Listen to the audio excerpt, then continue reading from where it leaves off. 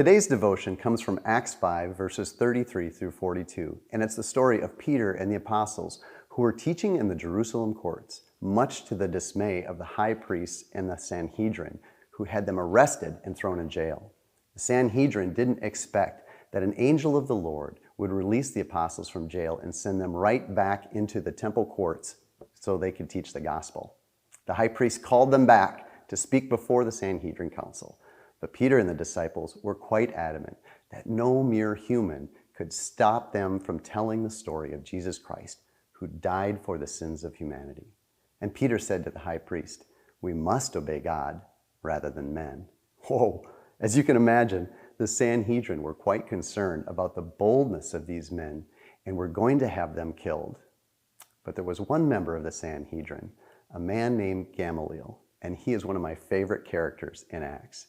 He cautioned his fellow religious leaders, explaining there were others in history who had led movements that captured the attention of the people, but they were killed and the followers dispersed.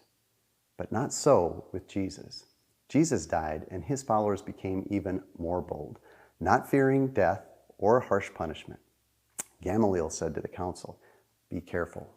Let these men be, and if their faith is built on man, it will fail. But if it is built on God, you might even be found opposing God."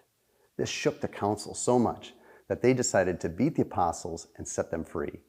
The beating and release of the apostles only served to embolden the young church, and suffering for the gospel became a hallmark of Christianity.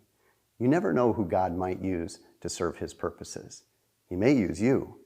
In this case, the gospel advanced because of a Pharisee named Gamaliel.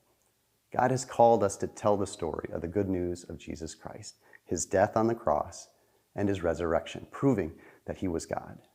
Gamaliel was an unlikely proponent of the good news. If God could use Gamaliel, an exalted Pharisee of his day, to advance the gospel, imagine what God has in store for you if you let him.